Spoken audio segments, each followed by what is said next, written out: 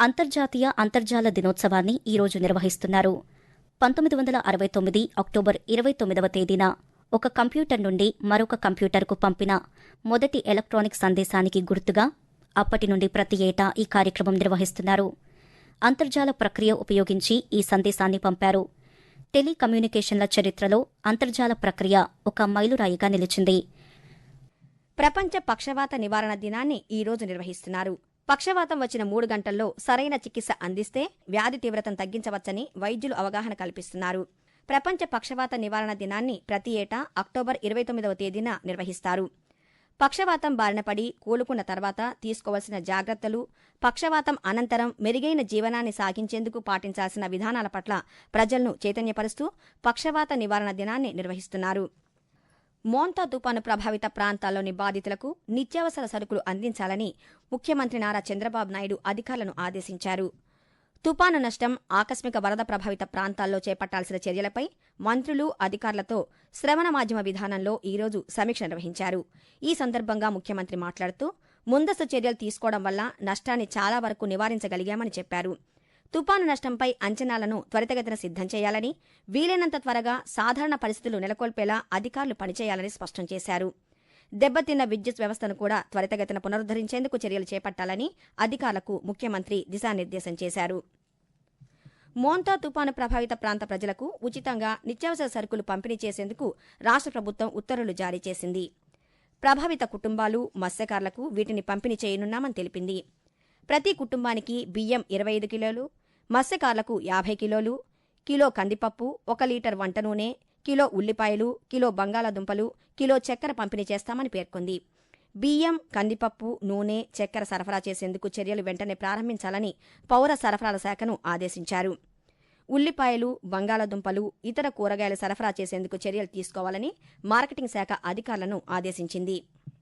మోంతా తుపాను ప్రభావిత ప్రాంతాల్లో యుద్ద ప్రాతిపదికన పునరుద్దరణ చర్యలు చేపట్టాలని ఉప ముఖ్యమంత్రి కె పవన్ కళ్యాణ్ అధికారులను ఆదేశించారు.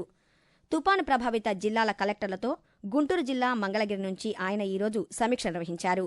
ఈ సందర్భంగా పవన్ కళ్యాణ్ మాట్లాడుతూ తుపాను ప్రభావంతో విరిగి పడిపోయిన చెట్లు, విద్యుత్ స్తంభాలను వెంటనే తొలగించాలని ఆదేశించారు. తుపాను బలహీనపడినా భారీ వర్షాలు ఉన్నందున ప్రజలను పునరావాస కేంద్రాల్లోనే ఉంచి ఆహారం, వసతి కల్పించాలని స్పష్టం చేశారు. వర్షాలు తగ్గుముఖం పట్టాక పారిశుధ్య కార్యక్రమాలపై దృష్టి పెట్టాలని పవన్ కళ్యాణ్ సూచించారు. రాష్ట్రంలో అంతర్గత జలమార్గాల అభివృద్ధికి కేంద్ర ప్రభుత్వంతో అవగాహన ఒప్పందాన్ని కుదుర్చుకున్నామని పెట్టుబడులు, మౌలిక సదుపాయాల శాఖ మంత్రి బీసీ జనార్దన్ రెడ్డి తెలిపారు. మహారాష్ట్రలోని ముంబైలో కేంద్ర ఓడరేవులు, షిప్పింగ్, జలమార్గాల మంత్రిత్వ శాఖ నిర్వహిస్తున్న ఇండియా మ్యారిటైమ్ వీక్ 2025 కార్యక్రమంలో మంత్రి నిన్న పాల్గొన్నారు. ఈ సందర్భంగా మంత్రి సమక్షంలో ఇన్లాండ్ వాటర్వే అథారిటీ ఆఫ్ ఇండియాతో రాష్ట్ర ప్రభుత్వం ఒప్పందం కుదుర్చుకుంది. అనంతరం మంత్రి మాట్లాడుతూ ఈ ఒప్పందం రాష్ట్రంలో అంతర్గత జలమార్గాల అభివృద్ధికి ఉపయుక్తంగా ఉంటుందని చెప్పారు. అంతర్గత జలమార్గాల అభివృద్ధి ద్వారా సరుకు రవాణా వ్యయం భారీగా తగ్గనుందని మంత్రి ఆశాభావం వ్యక్తం చేశారు. భారీ వర్షాల కారణంగా దక్షిణ మధ్య రైల్వే పలు రైళ్లను రద్దు చేసింది. 127 రైళ్లను తాత్కాలికంగా రద్దు చేయడంతో పాటు మరో 14 రైళ్లను దారి మళ్లించామని తెలిపింది. ఫలక్నామా, ఈస్ట్ కోస్ట్, గోదావరి, విశాఖ, నర్సాపూర్ ఎక్స్ప్రెస్లు రద్దు చేశామని, వర్షాల కారణంగా పలు రైల్వే స్టేషన్లలో రైళ్లు నిలిచిపోయాయని పేర్కొంది. రాష్ట్రంలోని పలు స్టేషన్లలో 12 గూడ్స్ రైళ్లు నిలిచిపోయాయని తెలిపింది. తిరుమలలో 10 రోజులు వైకుంఠ ద్వార దర్శనం విధానం కొనసాగించాలని నిర్ణయించామని తిరుమల తిరుపతి దేవస్థానం టీటీడీ చైర్మన్ బీఆర్ నాయుడు తెలిపారు. తిరుమలలోని అన్నమయ భవన్లో టీటీడీ చైర్మన్ అధ్యక్షతన పాలక మండలి సభ్యులు నిన్న సమావేశమయ్యారు. అనంతరం బీఆర్ నాయుడు మాట్లాడుతూ వైకుంఠ ఏకాదశి, ద్వాదశికి 10 రోజుల పాటు ఆలయ వైకుంఠ ద్వారాలను తెరిచి భక్తులకు దర్శనం కల్పిస్తామన్నారు. అలాగే ఒంటిమిట్ట ఆలయం వద్ద 100 గదుల భవనం నిర్మాణానికి, చెన్నైలో శ్రీ వెంకటేశ్వర స్వామివారి ఆలయ నిర్మాణం కోసం స్థలం కొనుగోలుకు నిర్ణయం తీసుకున్నట్టు తెలిపారు. ప్రభుత్వ సంక్షేమ వసతి గృహాల్లో విద్యార్థులకు అన్ని సౌకర్యాలను ఏర్పాటు చేస్తున్నామని బీసీ సంక్షేమ శాఖ మంత్రి ఎస్ సవిత తెలిపారు.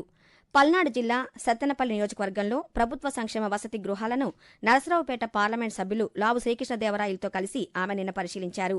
మొంతా తుఫాను దృష్ట్యా ఆంధ్రప్రదేశ్లో ఈ రోజు నుండి రైతుల వద్ద పత్తి కొనుగోలు చేస్తామని వ్యవసాయ శాఖ మంత్రి కె అచ్చెన్నాయుడు ఒక ప్రకటనలో తెలిపారు.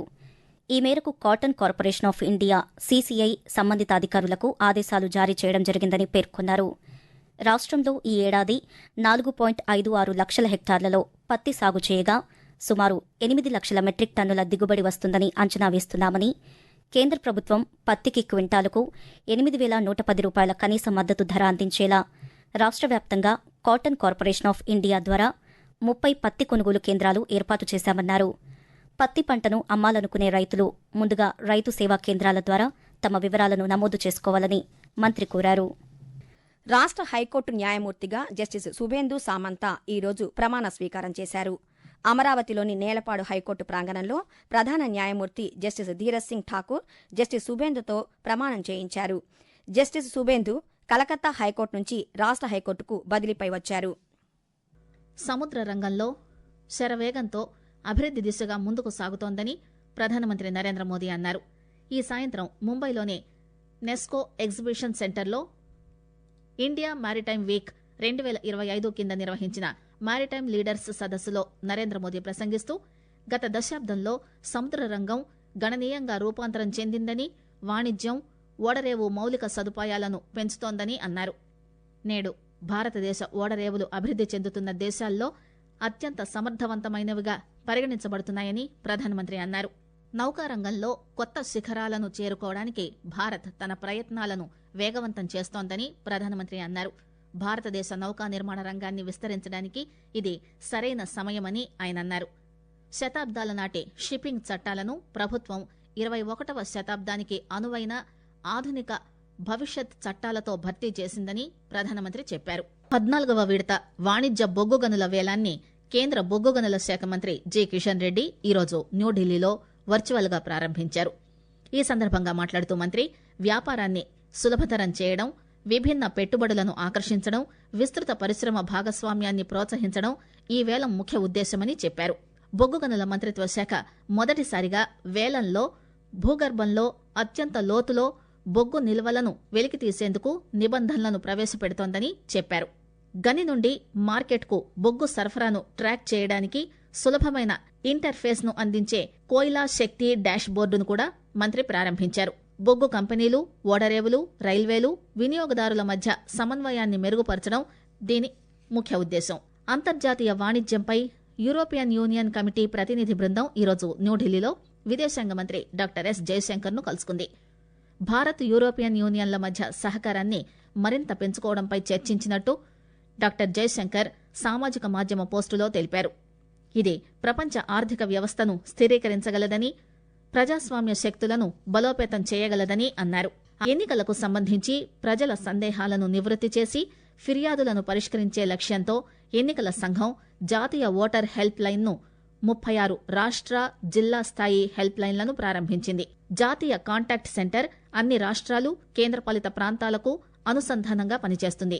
ఇది ప్రతిరోజు ఉదయం 8 నుండి రాత్రి 8 గంటల వరకు టోల్ ఫ్రీ నెంబర్ 1800-1119-50 ద్వారా పనిచేస్తుంది. ఎన్నికల కమిషన్ ప్రతి రాష్ట్రం, కేంద్రపాలిత ప్రాంతం, జిల్లాకు తన సొంత రాష్ట్ర కాంటాక్ట్ సెంటర్, జిల్లా కాంటాక్ట్ సెంటర్ను ఏర్పాటు చేసుకోవాలని సూచనలు జారీ చేసింది. ఈ కేంద్రాలు ఏడాది పొడవునా అన్ని పని దినాల్లోనూ పనిచేస్తాయి.